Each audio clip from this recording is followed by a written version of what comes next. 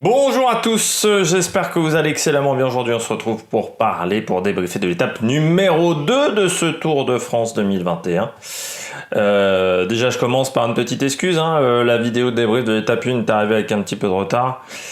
Désolé, ma connexion internet n'est pas hyper rapide, on est sur de la DSL. Bientôt je dois avoir la fibre, ils sont en train de l'installer, je les vois tous les jours pas loin. Mais ça sera pas avant 2-3 mois quand même, je pense. Donc d'ici là, voilà, on est toujours sur de la DSL et de la DSL très lente. On commence par ce débrief de l'étape numéro 2. On est arrivé aujourd'hui à Mur de Bretagne en partant de Perros-Guirec. C'était une étape plus calme qu'hier, beaucoup plus calme, pas inintéressante, mais plus calme quand même, et avec beaucoup moins de chutes. En fait, moi j'ai vu aucune chute de la journée, mais peut-être qu'à des moments, faut savoir, je regarde pas les 200 km, où là aujourd'hui il n'y avait pas 200 km, il y avait 180 km en intégralité, parce que déjà je trouve que les étapes en intégralité c'est une invention stupide, à part pour les étapes de montagne et encore pas pour toutes. La plupart des courses, on les met en intégralité maintenant. Je trouve qu'il y a des courses qui sont pas intéressantes, et quand il y a un jeune qui tombe sur une étape à 160 km de l'arrivée, je peux te dire qu'il se passe rien. Ça doit lui montrer que le cyclisme est un sport vraiment vachement dynamique, et je trouve que c'est une idée un peu stupide. Pour les classiques pavés, oui, mais il y a la moitié des courses dans l'année où on ne devrait pas avoir de courses en intégralité, au moins. N'hésitez pas à vous abonner à la chaîne, n'hésitez pas à réagir dans les commentaires, à me dire ce que vous pensez des étapes en intégralité, à me donner également votre ressenti sur cette étape. N'hésitez pas à partager la vidéo si vous pensez qu'elle peut intéresser votre entourage. N'hésitez pas également à mettre un pouce bleu. L'étape beaucoup plus calme, sacré Van Der Poel quand même aujourd'hui, mais on va revenir là-dessus. Le Mur de Bretagne, ça reste toujours pas une difficulté qui m'intéresse. Alors je sais que certains adorent Mur de Bretagne, adorent la planche des belles filles. La planche des belles filles, oui, mais pas tous les jours non plus. Moi je suis pas un grand fan de Mur de Bretagne, comme je suis pas un grand fan du Mont Ventoux. Et je trouve qu'il y a des difficultés en France. Le col de la Lose, par exemple, l'année dernière, m'avait vraiment impressionné par sa difficulté. Le Mur de Bretagne, c'est dur, mais moi, je viens d'un coin où le Tour ne passe jamais, et pourtant, il y a des difficultés qui sont bien plus pentues que celle-là, que Mur de Bretagne, mais il y a des endroits où on a plus de 12-13% facilement, et pas que sur 100 mètres. Sur 1,5 km, on peut avoir des beaux pourcentages, donc j'aimerais un jour que le Tour de France passe par chez moi, vraiment à côté de chez moi. Peut-être le Tour de France féminin, je lance un appel au Tour de France féminin s'ils veulent passer dans le centre de la France, dans le Sancerrois. C'est un endroit magnifique avec de la vinasse et également des belles côtes. On passe tout de suite au bilan des Bleus. Du côté du bilan des Bleus, je commence avec Julien Lafilippe. Il perd le maillot jaune, Julien, aujourd'hui. Peut-être un mal pour un bien pour Julien Lafilippe. Il n'a pas l'équipe pour garder le maillot jaune. On l'a bien vu, mais aujourd'hui c'est Cavendish qui a fait le travail, à part Dries de Venins. Ballerini encore, parce que Ballerini passe quand même un peu les difficultés. Mais bon, après derrière, c'est quand même faiblard au niveau de l'équipe. On sent qu'on a quand même travaillé le sprint. Donc du côté d'Alaphilippe, avoir le maillot jaune très tôt n'est pas une bonne solution pour lui.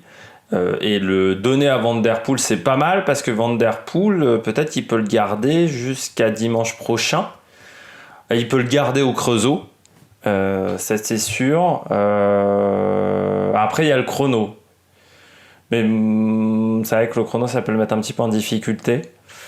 Il peut le garder au moins jusqu'au chrono, ça c'est clair et net. Après c'est vrai que le chrono va peut-être lui faire perdre un petit peu de temps, parce que Van Der Poel sur les chronos, c'est peut-être le seul domaine avec la très haute montagne où on ne l'a jamais vu assez incroyable. Mais du côté d'Alaphilippe, c'est pas une mauvaise journée quand même, parce qu'il est toujours dans le coup pour le général, même s'il perd un peu de temps, il est dans le groupe des leaders. Du côté de Julien, alors s'attendait à ce qu'il gagne aujourd'hui, c'est vrai, c'était peut-être l'un des favoris pour cette étape. Après, faut pas négliger hier qu'il est tombé, il a eu des points de suture. Ça a pu avoir des conséquences sur cette étape. peut-être aussi qu'il était quand même très mal placé, c'est-à-dire à 4 km de l'arrivée, et même au pied du mur de Bretagne, à 2 km de 1 km 700, il est au-delà de la 20e place. À mur de Bretagne, quand vous vous replacez, ça vous coûte très cher, surtout à cet endroit-là, parce que c'est là où la pente est la plus dure. Et c'est vrai que Van Der Poel était plutôt bien placé dans les deux passages, alors qu'Alaphilippe était un peu en deuxième rideau, parce qu'il lui manquait du personnel. Hein. Très clairement, dans le final, il n'y avait plus que des risques de venance. Après, les jambes ont l'air d'être plutôt bonnes pour Alaphilippe. Je sais pas quel est l'objectif d'Alaphilippe. C'est vrai qu'il l'a dit, selon lui, l'objectif c'est pas le général. C'est pas la première fois qu'il nous fait ça aussi Alaphilippe, de nous dire l'objectif est pas le général. Peut-être que c'est vrai. Après, il n'a pas l'équipe pour jouer le général. Ça c'est clair, on a du côté d'Alaphilippe. Mais je trouve qu'aujourd'hui, les jambes pour un mec qui joue le général, peut-être. Si on part dans l'idée qu'il joue le général, aujourd'hui, c'est pas une mauvaise journée pour Julien Alaphilippe. Belle journée également pour Nairo Quintana, le coureur d'Arkea Samsic. Je vais aller assez vite, hein, je suis déjà à 6 minutes de vidéo. Du côté de Nairo Quintana, bonne étape. Bonne étape, l'attaque était intelligente de sa part, parce que c'est un pur grimpeur, Nairo Quintana, donc mur de Bretagne, c'est pas forcément là où il va être le plus fort, et il s'attendait peut-être à perdre du temps. Il est toujours dans le coup, dans le match pour le général. Et puis j'ai trouvé que l'attaque était tranchante de la part de Nairo Quintana.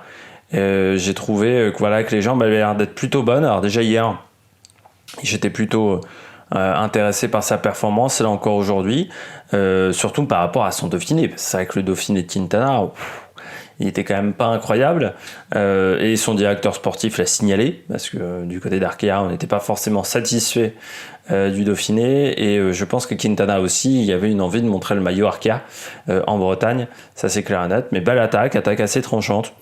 Après ça fait pas la différence, mais c'est un peu comme Pierre Latour hier. Je mets des points aux coureurs qui osent, et c'est vrai que du côté de Quintana, c'était vraiment une très très belle chose. Du côté des coureurs qui s'en sortent bien aujourd'hui, j'ai mis Pierre Latour, David Gaudu, ils sont toujours là pour le général, et puis Guillaume Martin quand même, qui s'en sort bien, alors que l'étape hier avait été un petit peu difficile pour Guillaume Martin, il avait perdu un petit peu de temps, je crois me souvenir que je l'avais signalé. Il doit être à peu près 2 minutes au général. Je passe au coureur moins, je commence avec Anthony Perez, du côté d'Anthony Perez, qui était dans l'échappée aujourd'hui. J'ai pas du tout compris la stratégie d'Anthony Perez. Alors, regardez cette étape si vous êtes dans une école de cyclisme. Dans une échappée, c'est tout ce qu'il ne faut pas faire. Je dirais du côté d'Anthony Perez. Ils se sont mis des mines à 2 ou 3 km de sommet, de difficulté où il fallait attaquer à 100 mètres de l'arrivée. Il n'y avait pas besoin d'attaquer plus haut, avec ID Schelling. Et en plus, il s'est fait piéger par ID Schelling. C'est-à-dire ce soir, Anthony Perez n'a pas le maillot à poids, c'est ID Schelling qui a le maillot à poids. J'ai pas compris quand il a suivi la route d'ID Schelling, quand ID Schelling a décidé de ne pas suivre le reste de l'échappée, pourquoi lui il n'a pas décidé de partir à ce moment-là? Parce que c'était à lui de faire le travail, Anthony Perez. Donc je comprends pas qu'un coureur dépense autant d'énergie à prendre l'échappée, et l'échappée ne s'est pas encore fait du premier coup, parce que ça a mis pas mal de kilomètres à se faire, parce que notamment ID Schelling ne voulait pas que ça parte, pour au final ne pas prendre le maillot à poids, ne pas prendre le classement de la combativité, ne même pas être là. Aussi, il était là pour le sprint intermédiaire. Je sais même plus sûr s'il était là pour le sprint intermédiaire, s'ils n'ont pas été récupérés avant. Vraiment, parce qu'ils ont été récupérés à la côte de Saint-Brieuc. Je sais plus où était le sprint intermédiaire. Mais je trouve que du côté d'Anthony Perez, c'est vraiment une mauvaise journée pour moi. Et j'ai absolument pas compris quelle était la stratégie. Si, ils ont été repris à la côte de Saint-Brieuc, avait déjà eu le sprint intermédiaire de passer, je m'en souvenais plus. Et puis ils ont totalement désorganisé l'échappée. Déjà qu'elle avait peu de chance d'aller au bout cette échappée, quand tu la désorganises encore plus, ça reste encore plus compliqué. Puis je termine avec Ben O'Connor. Mais Ben O'Connor, on nous parlera des blessés un petit peu dans les flops, mais du côté des G2R, hier 7 coureurs sont tombés sur 8. On n'était pas loin du strike total du côté de cette équipe. Et aujourd'hui, Ben O'Connor, il ressent les douleurs de sa chute, des grosses contusions. Il y a eu 1 minute 6 de perdu. Je pense qu'il va falloir traverser cette première semaine pour Ben O'Connor. Ça ira, je pense, un peu mieux. J'espère un peu mieux pour lui dans les Alpes. J'espère que d'ici là, il n'aura pas perdu trop de temps et tout espoir de faire des belles étapes dans les Alpes. Je pense qu'il va falloir prendre les jours les uns après les autres. C'est vrai que il a déjà perdu du temps hier, hein, Ben O'Connor, avec sa chute. Je crois qu'hier il était à combien, Ben O'Connor? Oui, il est à 3-0, quoi qu'il est à 3,05 au général, ce qui n'est pas encore catastrophique. Ouais, donc l'objectif va être de passer les jours les uns après les autres du côté de Ben O'Connor. S'il est encore à 3,05 au début des Alpes, je dirais qu'il s'en sera plutôt bien sorti. Malgré tout, il va y avoir le contre-la-montre, il va perdre du temps sur le contre-la-montre. Après, à 5-6 minutes, tu peux partir en échappée aussi et tenter le coup, parce que tu seras moins surveillé. Donc c'est peut-être une possibilité pour Ben O'Connor, mais ouais, la blessure, la chute d'hier a forcément coûté aux coureurs d'AG2R Citroën. Attaque de Marlou! Du côté des coureurs top, je vais aller assez vite. Je vais commencer par Van Der Poel. Impressionnant aujourd'hui, hein. Mathieu Van Der Poel.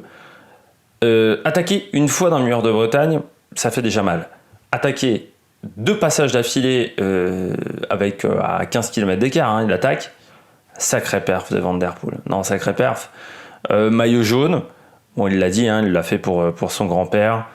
Bien entendu, il y a des fois des motivations qui sont un peu au-dessus. C'était le cas notamment de Warren Barguil, qu'il avait fait également pour son grand-père à l'époque, quand il avait remporté l'étape le 14 juillet. Même Alaphilippe aussi, l'année dernière, quand il gagne à Nice, c'est pour son père qui était décédé. Des fois, il y a des surplus de motivation qui permettent de faire des grandes performances. Mais Van Der Poel, il est quand même... c'est incroyable d'avoir cette génération-là quand même, de Alaphilippe, Van Der Poel, Pogačar, Wout van Aert également. Ce sont des coureurs qui sont juste assez exceptionnels. Et de les avoir tous en même temps, c'est assez incroyable, quoi. Au tennis, vous avez cette génération magique également. En cyclisme, elle est belle quand même, cette génération. Moi qui ai connu des époques où on se faisait un peu chier quand même quand on regardait du cyclisme. Il y a 15 ans, c'était pas hyper incroyable comme aujourd'hui. C'est vrai que là, on se dit que c'est quand même une génération incroyable. Et puis là encore, moi je me dis, quand il attaque la première fois, il va se faire manger la gueule lors de la deuxième montée. Van Der Poel, et non, il résiste, il arrive à s'en sortir. C'est un coureur incroyable avec des qualités physiques quand même assez incroyables, parce que les qualités de récupération là de Van Der Poel, tu fais un premier effort et tu réattaques 15 km après, 10 minutes après. Phénoménal. Je sais bien qu'il vient du cyclocross et du VTT, mais quand même, il faut des qualités physiques assez hors du commun de la part de Van Der Poel, et sacré perf. J'ai mis Pogačar également parmi les coureurs au top. Pogačar, aujourd'hui, il avait des bonnes jambes. Hier, je l'avais trouvé un petit peu décevant, Pogačar. En fait, par rapport à Roglic, j'avais trouvé que les jambes, ça répondait pas des masses. J'avais l'impression, j'avais pas le sentiment de puissance qu'il avait l'année dernière, Pogačar. J'avais pas le même sentiment de puissance. Là, aujourd'hui, j'ai retrouvé le Pogačar avec de la puissance. Surtout, son équipe lui a fait confiance, hein. On a vu un gros travail de certains coureurs du côté de chez UAE. Là encore, du côté de Pogačar, il est toujours dans les bons temps. Avec quand même sacrée performance du traducteur de France 2 qui nous a fait croire qu'il avait un trait de fracture à l'épaule. Non, c'est juste que le traducteur de France 2 au niveau anglais, je pense qu'il vient d'apprendre le prétérite il y a quelques jours.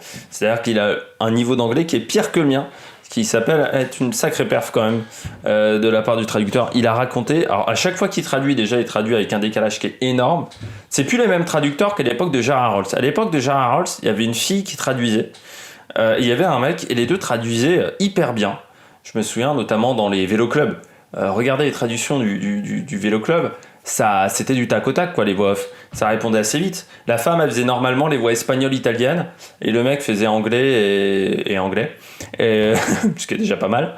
Et là, il faisait peut-être allemand même, anglais-allemand. Il se répartissait un petit peu les tâches. Là, putain, le mec a la traduction, et là aussi, c'est tout ce qu'il faut pas faire, quoi. il y a le décalage est énorme et en plus on ne comprend rien à sa traduction. C'est-à-dire que eux ils ont compris un trait de fracture, mais moi je n'avais capté que dalle à la traduction. C'est assez incroyable. Mais c'est vrai que l'époque Gérard Rolls alors certes il y avait du dopage tous les jours, mais au moins on avait des bonnes émissions cyclistes, quoi. Il y avait quand même des mecs qui tabassaient un petit peu. Je trouve que les vélo clubs depuis qu'il n'y a plus Gérard Rolls avec Nicolas G ou même Vauclair ou là Céline Rousseau, je peux déjà pas la piffrer sur le Dakar, ils l'ont foutu sur le Tour de France, ces mecs. Ah non, mais prenez des gens compétents, quoi. C'est chiant. En plus, tu sens qu'ils ont foutu une fille parce que ils ont pas Marion Rousse, alors ils se sont dit il manque une fille. Parce que elle, le cyclisme, tu sens que alors déjà le Dakar, elle s'y connaissait pas. Les sports mécaniques, ils l'ont mis aux 24 heures du Mans, c'est une catastrophe. Heureusement que les 24 heures du Mans cette année, ça sera sur la chaîne L'Équipe parce que elle, c'était vraiment une catastrophe chez France Télé. Mais le cyclisme, je crois qu'elle s'y connaît pas plus non plus. Hein. Donc je sens qu'on va avoir des belles cagoles avec également les traductions. Mais du côté de Pogacar, ça s'est plutôt bien passé aujourd'hui, donc pas trop de problèmes. Je continue avec Kelderman, parce que je vois que je fais déjà 15 minutes de vidéo, ça va encore pas arriver dans les temps. Kelderman, il fait le job, il finit 4ème aujourd'hui. Là encore, il est dans le bon classement, Kelderman, hein, il est dans le top 10 du général pour le moment, sachant qu'il est bon sur le contre-la-montre. Je pense que dimanche prochain, on devrait le voir encore dans le top 10 de ce classement général. Kelderman, et les jambes sont bonnes. Le fait que Sagan soit pas en très grande condition physique pour le moment, il me semble, renforce l'idée que Kelderman sera le véritable leader de la Bora et qu'il sera très très bien entouré et qu'on travaillera très bien pour lui, en sachant qu'il ne faut pas négliger que dans cette équipe-là, on a Emmanuel Bourman pour l'aider. Kelderman, ce qui est pas une mauvaise idée. Et puis Schelling, à un moment, il va arrêter de jouer le maillot à poids. Et là aussi, pour Kelderman, ça sera un appui de taille. Et je termine avec Higuita. Là aussi, 2 très bonnes journées pour Higuita, pour un coureur qui parfois a du mal à... Alors des fois, il se place très bien Higuita, et puis des fois, il est un peu plus nonchalant, on va dire. Et ben là, aujourd'hui, ça a été une très très bonne étape pour Sergio Higuita. 8ème, 26 secondes aujourd'hui pour Higuita au général. Là encore, très très belle étape du coureur colombien, avec Uran également qui est dans le même classement, qui est dans le même chrono. Ce sont 2 cartes très intéressantes en sachant qu'ils ont Ruben Guerrero avec eux qui avait fait le début de Giro, qu'on a quand même Nelson Poles aussi, ce sont de très bons équipiers. C'est une équipe de toute manière qui est solide, hein, EF Education Nippo, et il faudra compter sur eux. Je passe rapidement au flop. Du côté des flops, j'en ai vu, ils sont de la même équipe, c'est Ineos. Je commence avec Richie Porte. Richie Porte ne jouera pas le général cette année. Hein. C'est fini, c'est mort. Du côté d'Ineos. C'est la chute hier, là aujourd'hui il perd, il se retrouve à 3,08 au classement, 3,08 au classement, c'est beaucoup trop, même pour un mec qui est très bon sur le contre-la-montre. Maintenant là ça va commencer à être compliqué, surtout que Richie Porte, haute montagne, c'est pas mal, mais la forme j'ai l'impression il l'avait sur le Dauphiné, et c'est toujours le problème quand vous avez la forme sur le Dauphiné, de prolonger l'état de forme 3 semaines après sur le Tour de France. C'est souvent compliqué, j'ai l'impression que Geraint Thomas aussi, c'est pas incroyable. Et ce qui fait qu'il n'y a que Richard Carapaz, sauf que Richard Carapaz a perdu un petit peu de temps. Ce qui fait que la Armada Ineos en a quand même pris un sacré coup aujourd'hui. Après 2 étapes, le meilleur c'est Carapaz qui est quand même déjà 18ème à 31 secondes. Alors vous allez me dire 31 secondes, c'est pas grand chose. Oui, sauf que Carapaz sur le contre-la-montre, il va perdre du temps. Et ça c'est sûr. Donc s'il perd 4 minutes, ça fait déjà 4,31. Voilà. Du côté de Geraint Thomas, j'ai peur qu'il perde un petit peu de temps en montagne. Et puis Richie Porte, c'est pas simple. Et surtout du côté de l'Armada Ineos, j'ai l'impression qu'on protège encore aujourd'hui 3 coureurs. Alors je parle même pas de Geoghenaert. Geoghenaert, il est à 9,30. De toute manière, Geoghenaert, je ne le mettais pas parmi les leaders. Mais j'ai l'impression que ça va quand même être compliqué dans cette formation. Parce que même si on avait une belle Armada au départ, j'ai l'impression que les coureurs sont pas au top de leur forme pour tous. Alors, Carapaz a l'air d'être pas mal, mais encore une fois, le contre-la-montre. Et Geraint Thomas, pour le moment, j'ai du mal à savoir. Il s'en sort bien lors de la première étape, mais en même temps, chez Ineos, j'ai l'impression qu'on n'est pas tombé. Donc, c'est difficile de savoir du côté de chez Ineos si Geraint Thomas est vraiment au maximum de sa forme ou s'il a juste eu de la chance hier. Demain, on partira de Lorient pour aller à Pontivy. Première grosse bagarre entre les sprinteurs. Présentation de l'étape demain à 7h30 si cette vidéo sort ce soir, le 27 juin. Et puis n'hésitez pas à vous abonner à la chaîne, à réagir dans les commentaires, à vous abonner, tout ça. On fera le débrief de cette étape numéro 3 demain soir. Allez, ciao ciao sur l'Amérique Production.